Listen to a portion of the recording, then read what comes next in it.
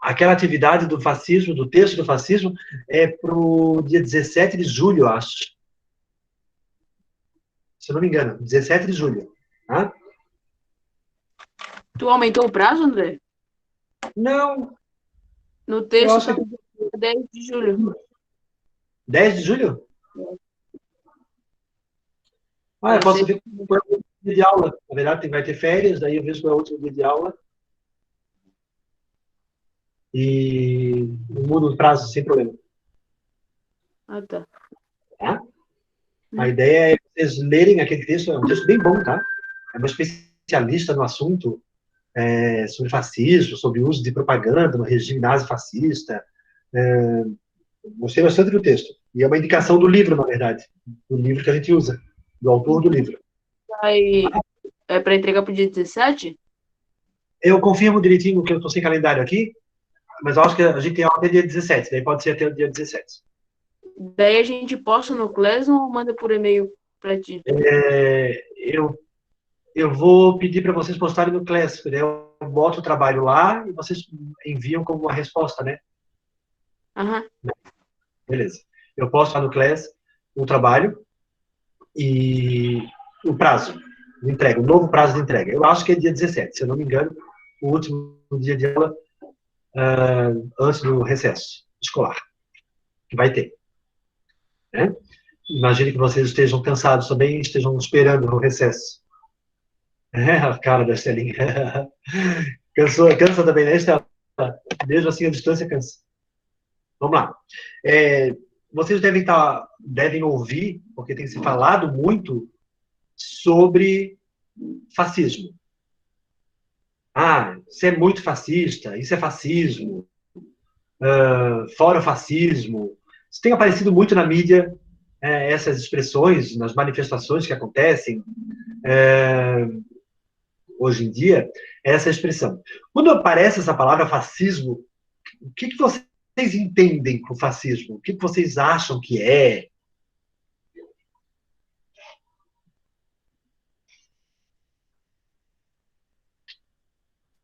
Uma ditadura ideológica. Fascismo é o regime stalinista.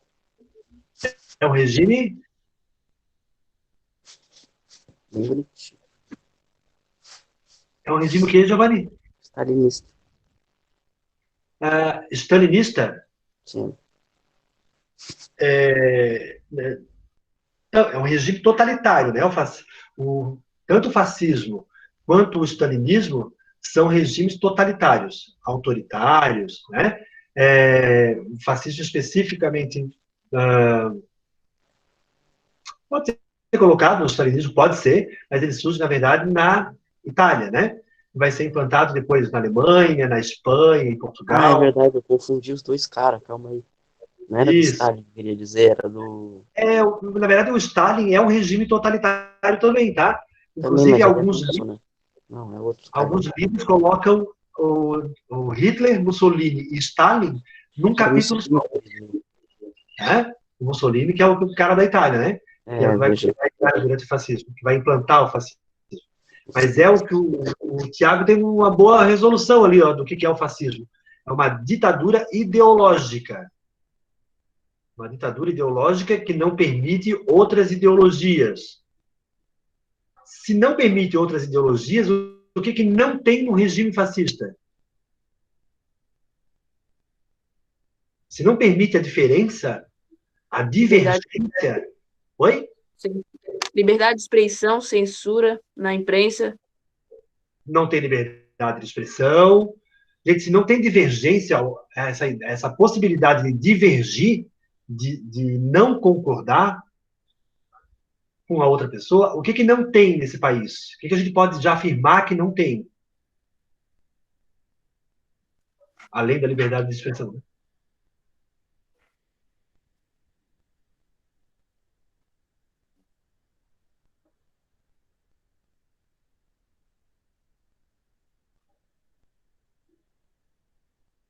A democracia. Na verdade. Ok? Num regime fascista, como ele não permite, como ele é uma ditadura ideológica, como o Tiago falou ali, muito bem afirmou, ele não tem democracia, não permite a divergência, as pessoas não podem pensar diferente daquilo que é colocado como o pensamento do governo, né, de quem está no poder.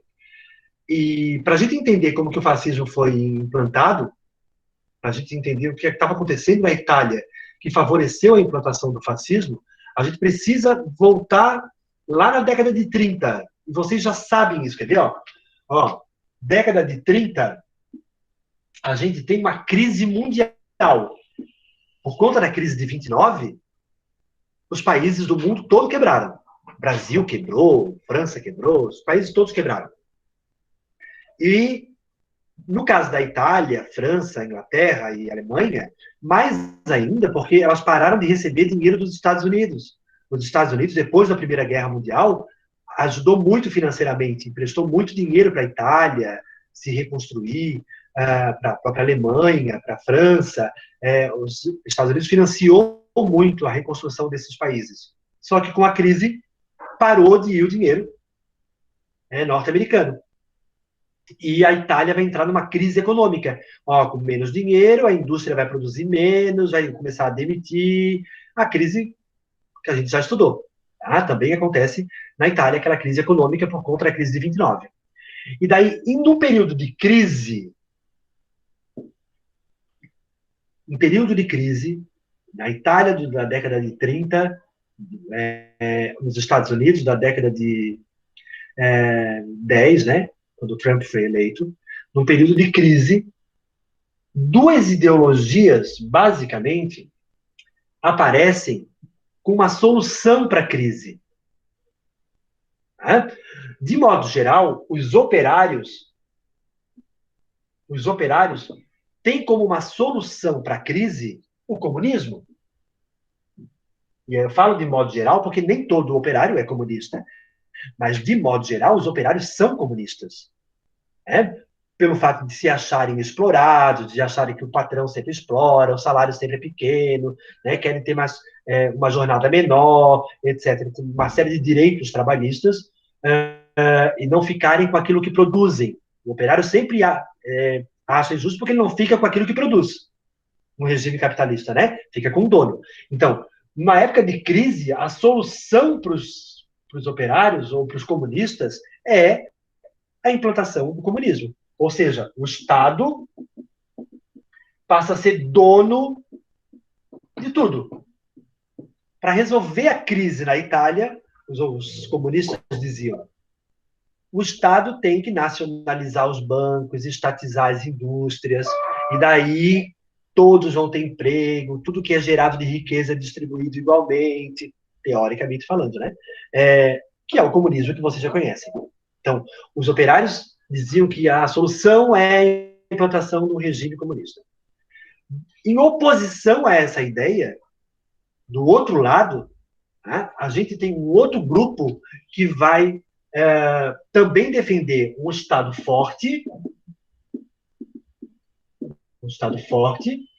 só que antiliberal, ou seja, um Estado que intervém, sim, na economia, só que defende a propriedade privada,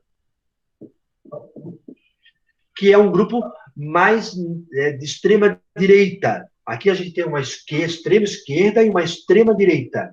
Se a gente pegar, por exemplo, a crise dos Estados Unidos provocada na década de 10 agora, entre 2010 e 2020, os Estados Unidos tinha uma crise mais social do que econômica, uma crise séria, social, e tinha duas soluções para a crise.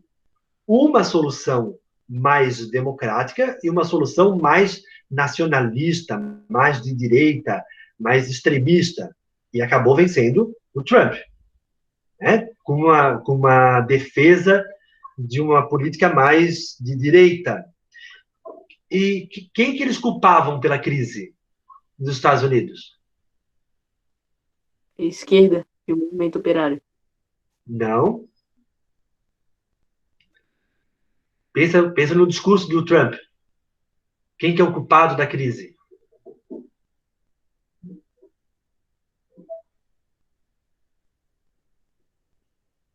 Inclusive, a política dele é uma política voltada para isso. O Obama? Não, o Obama que é um democrata, né? Defende uma política mais inclusiva.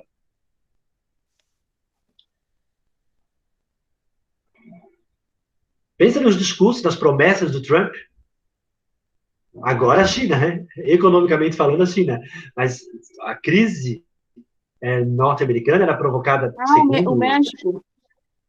os imigrantes, de modo geral, especialmente os mexicanos, né? Porque ficam na fronteira. Mas lembra que eles tinham uma crise e daí toda a campanha foi feita em cima disso. Se acha o culpado para a crise. Quem é o culpado da crise? É muito imigrante. Então, construção do muro, deportação, e esse discurso acabou levando ele ao poder. No caso da Itália, lá na década de 30, também a mesma coisa. A gente tem uma crise econômica e social e tem duas possibilidades de saída dessa crise. Uma de esquerda, que vai dizer o seguinte: os culpados da crise são os burgueses, porque concentram o dinheiro nas mãos deles. E do outro lado, a direita, dizendo que os culpados da crise são os operários, os comunistas. Os dois vão ter um culpado para a crise. Sempre tem. O discurso todo é feito em cima de um culpado. E da perseguição e do controle desses culpados. No caso da Itália, a direita falava que eram os comunistas diziam que era a burguesia, e eles ficavam nessa briga, quem é o culpado da crise. O fato é que a Itália estava em crise. E enquanto o Partido Comunista na Itália crescia, que é uma tendência, tá? No período de crise, o Partido Comunista crescer. Por que é uma tendência? Porque a maior parte do povo é trabalhador. E o Partido Comunista tem um discurso de leis trabalhistas, de defesa do trabalhador, etc. e tal. Então ele acaba conseguindo mais adeptos. O fato é que o Partido Comunista, nessa década de 30, na Itália, cresceu muito. E daí, em oposição ao Partido Comunista, vai surgir um grupo liderado por um cara chamado Mussolini. O Mussolini era um professor primário, inclusive, participou da Primeira Guerra Mundial, era comunista, tá? Mussolini defendia o comunismo, foi para a Primeira Guerra Mundial, voltou da Primeira Guerra Mundial vendo a Itália humilhada. A Itália foi humilhada na Primeira Guerra, porque ela saiu de um lado e foi para o outro, achando que ia conseguir territórios. E quando a Itália foi sentar no Tratado de Versalhes lá para ver o que ia ganhar, a Itália não ganhou nada. Okay? E a Itália saiu humilhada da Primeira Guerra Mundial. Mussolini acompanhou isso como um soldado da Primeira Guerra Mundial e vai fundar um grupo chamado Fácio de Combatimento. Daí vem a palavra fascismo. Ó. Esse grupo Fácio de Combatimento era assim, quer ver? Um grupo de pessoas que era contra o comunismo e que está achando que os comunistas estão chegando no poder. Olha lá, muito comunista no Congresso. Esse grupo se organizou, formou esse Fácio de Combatimento, armado, tá? Era um grupo paramilitar, eles tinham um grupo armado mesmo, que perseguia os comunistas, matava comunista, porque achava que os comunistas que eram um problema, né, da Itália, e que precisava que o povo tivesse um governo forte, um governo que tirasse a Itália da crise, mas não através do comunismo. E como é que eles chegam ao poder? Eles chegam ao poder porque os comunistas tinham convocado uma greve, no meio dessa crise toda, os comunistas convocaram uma greve, e nesse dia os fascistas vão para Roma, chamada de Marcha sobre Roma. É como se fosse assim, ia ter uma greve dos comunistas. Os fascistas vão ao encontro dos comunistas e exigem que o rei, o Vítor Emanuel III, colocasse o Mussolini como primeiro-ministro. Okay? Foi uma condição para que o rei colocasse Vítor Emanuel, o Mussolini, como primeiro-ministro, e ele passa a governar, na prática, a Itália. Óbvio que uma das primeiras coisas que o Mussolini faz é proibir os partidos políticos. Só podia ter um partido político, o Partido Fascista. Gente, se tem só um partido político, vou pensar lá, o Congresso, onde ficam os políticos, né? A gente chama de Congresso no Brasil, que é o Legislativo, o Executivo e o Judiciário. Que vocês aprenderam isso aqui. Se todo o Congresso é formado por um partido só, o Partido Fascista, existe oposição ao presidente? Nenhuma. Nenhuma oposição. Ok? Nem democracia. E se Okay? tiver, Porque se tiver oposição, é perseguido. Oi? E se tiver oposição, é perseguido. E se tiver oposição, é perseguido. Não podia. Porque só podia ser do partido fascista. Ok? Não, nenhuma pessoa de um outro partido, não existia um outro partido. Tá? Só existia o partido fascista. Então, eles, basicamente, eles vão aprovar leis, o Congresso vai aprovar leis que entregam mais poder para o Executivo. Então, diferente do que se propõe numa democracia tem 3 poderes.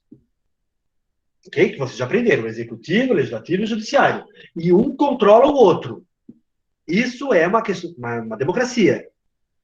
Tá? Numa democracia existem os 3 poderes e um controla o outro. Nesse caso aqui, como o Legislativo é composto basicamente só por fascistas, eles vão entregando mais poder para o Executivo, sem precisar da aprovação do Legislativo. É como se o Mussolini baixasse um decreto. E ele baixou mesmo, tá? A partir de hoje, todo jornal na Itália vai ser censurado.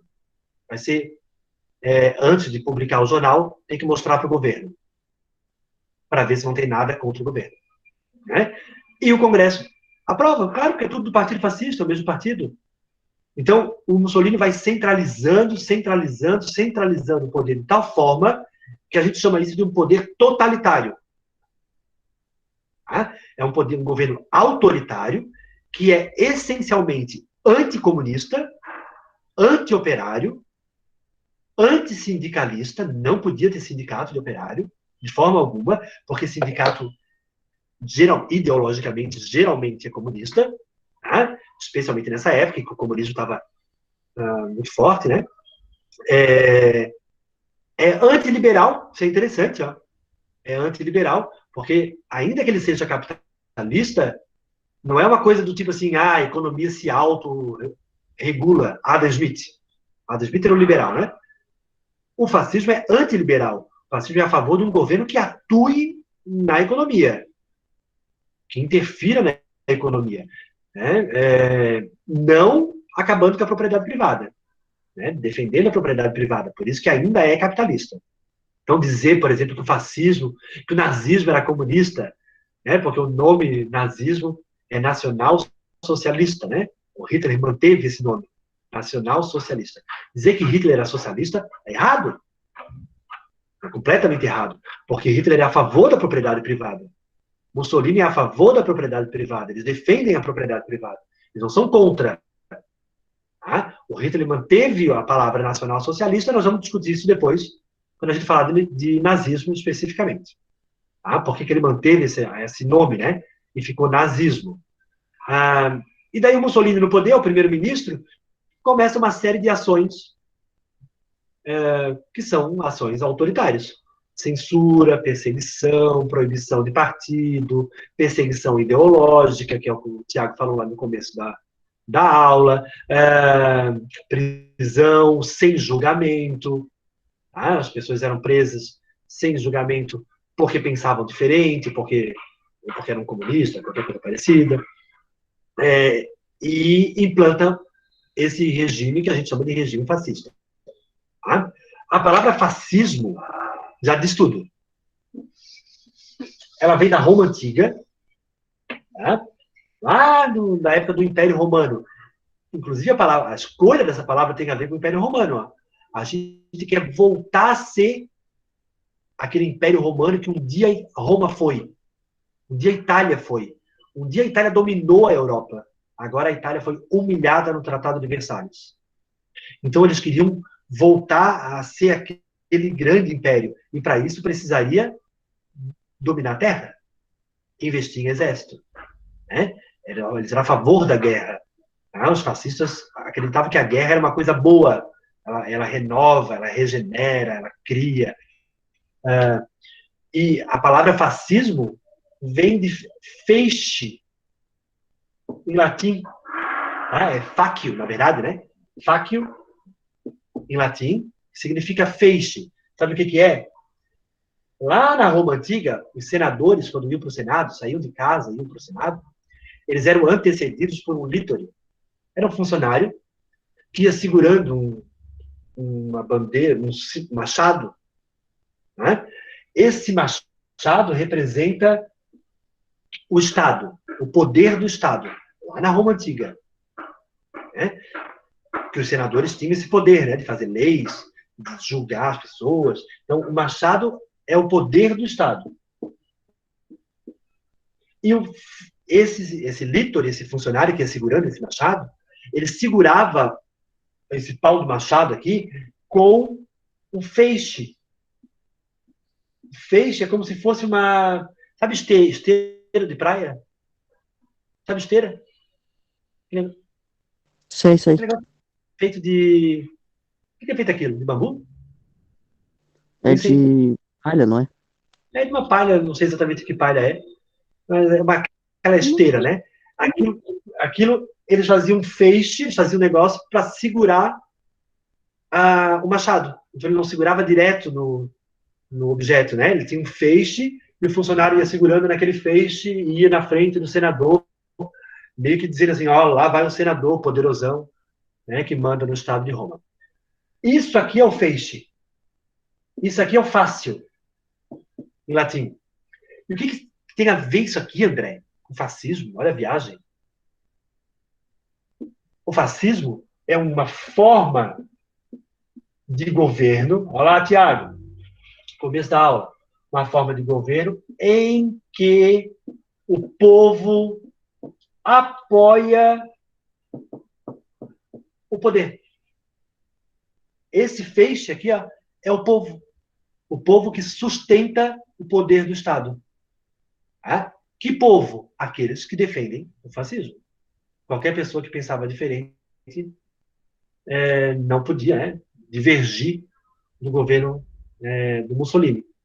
Então, é desse desenho aqui, ó, e desse fácil aqui que vem a palavra fascismo, que é o fácil de combatimento, né, o feixe de combatimento. O grupo que combate. Combate o quê? O comunismo. Combate o quê? A democracia. Porque a democracia ela é vista como prejudicial. Não dá para tirar a Itália da crise de forma democrática, ouvindo um, ouvindo o outro, ouvindo fulano. As ideias são muito diferentes. Precisa de alguém que seja forte, que seja que tenha poder, esse poder de decapitar, de tirar aquilo que é ruim. Precisa de alguém que tome conta da situação e tire a Itália dessa crise. Tá? E daí, para sair da crise, tu precisa eliminar as pessoas que prejudicam o país. Nesse caso aqui, os comunistas. André, o que está escrito ali que tu acabou de escrever? Formas de governo, o quê? Em que o povo apoia o poder. Pense naquele povo que apoia o Trump, por exemplo. Aquele apoio ao governo do Trump, se vocês prestarem atenção, ele é um apoio romântico. Não é romântico no sentido de beijinho, né? De apaixonado. É romântico no sentido de que apoia...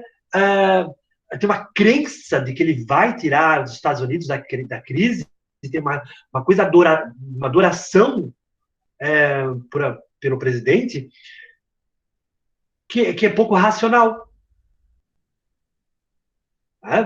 Que é um regime romântico. O totalitarismo, o fascismo, é um regime romântico. Nesse sentido de que as pessoas entregam o poder para ele porque acreditam que ele vai tirar. Sequer tem projeto. O projeto é o quê? Construir um muro no México?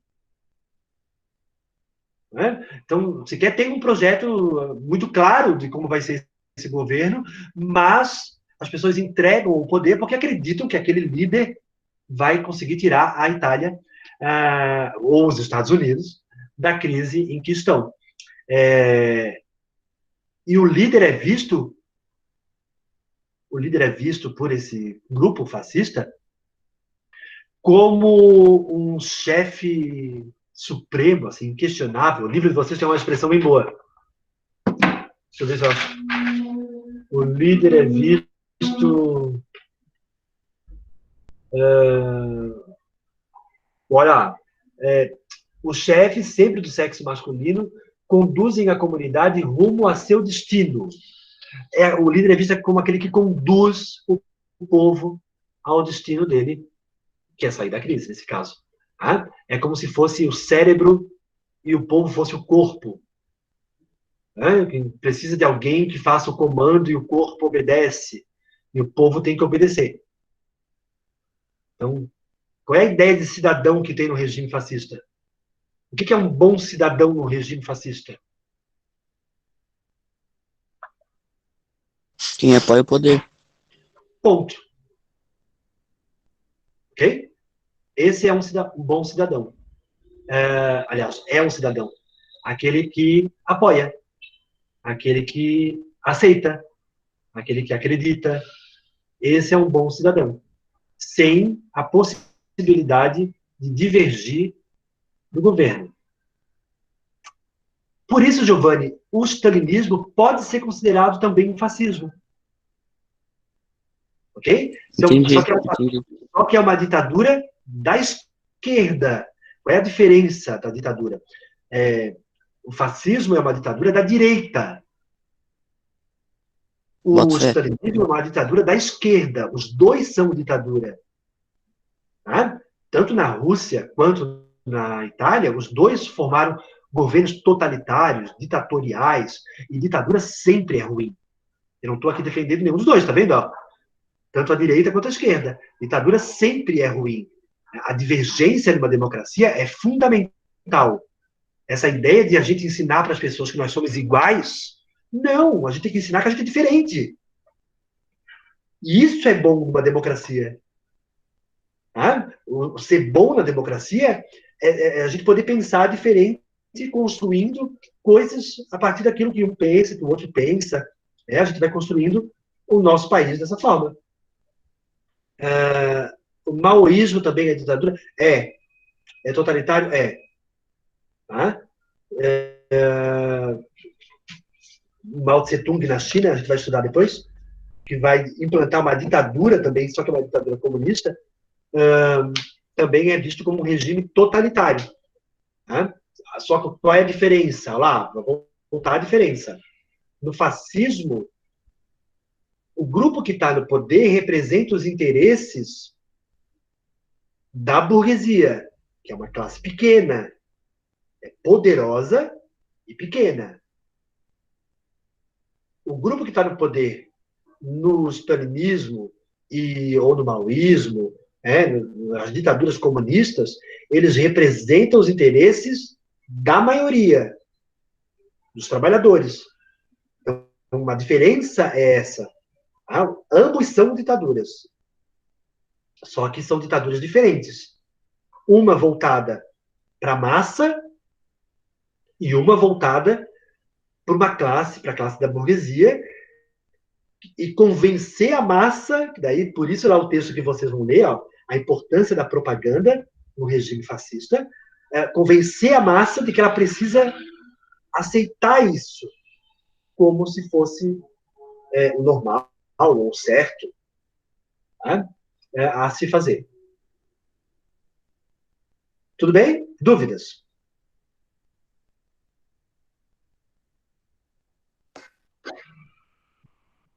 Mas é bem fácil entender. Um grupo de direita, de extrema direita, que surge como um grupo, nem era partido, tá? Era um grupo de pessoas que depois se torna um partido.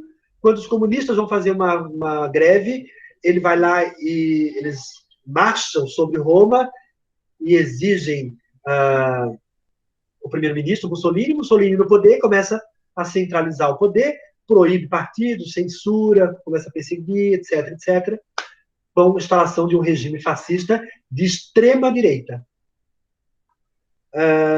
Creme Vermelho, também.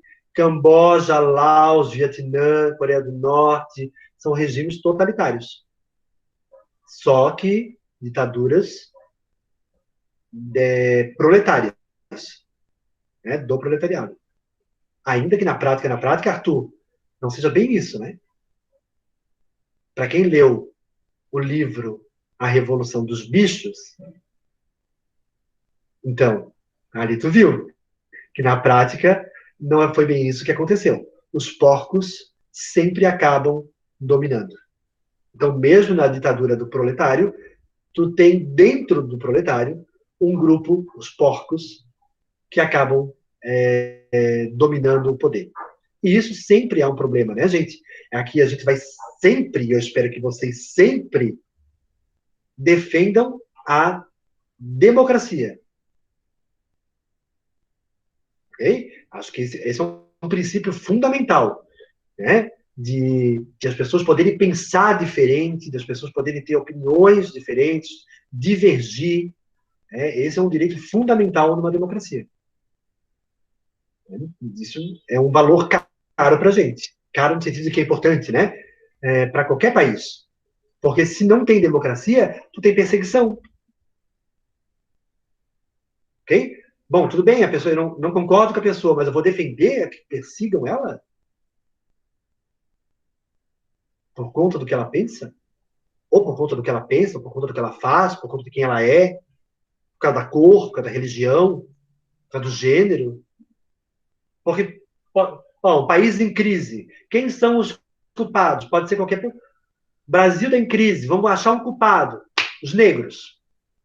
Se eu coloco os negros como culpados, eu começo uma política de convencimento, lá o texto que vocês vão ler. Disso, eu vou autorizar a perseguição, autorizar o espancamento, a morte, né, para eliminar os culpados. Se a França está em crise, os culpados são a Alemanha é boa. A Alemanha está em crise, que não está, né? Os culpados são os turcos. Então, vão autorizar a perseguição dos turcos, o massacre dos turcos, etc, etc. Né? Então, é sempre ruim. Isso, assim, na democracia, a gente tem que defender a divergência. Beleza? Ainda que esse tema incomode alguns alunos, é visível.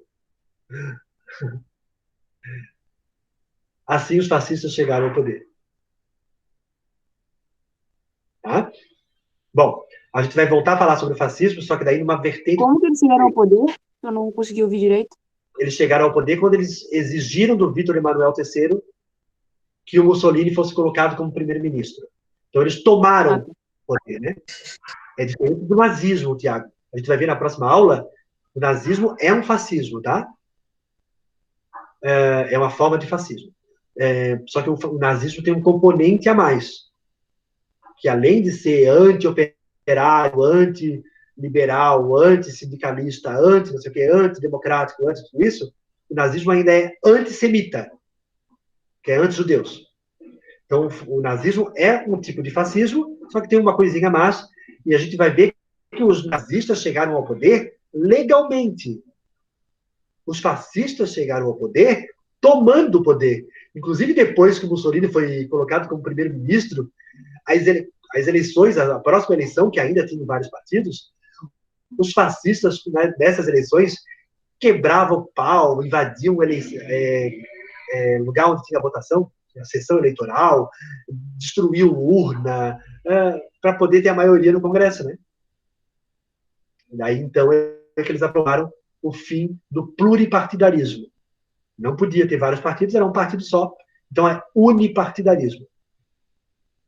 Mas a gente volta a falar sobre isso na próxima aula, quando a gente vai entrar em nazismo, que é um outro tipo de fascismo. Certo? O André, as perguntas que tu fez pra gente é pra quarta, né? Para quarta-feira, isso. Aquelas perguntas Beleza. ficam para quarta-feira. Certo? Certo. Então, até quarta-feira. Bom fim de semana para todos. Até lá. Tchau, André. Até a próxima aula. No final de Tchau, tchau. semana. Tchau, Até a André. próxima aula. Falou, André. Bom final de dia pra você.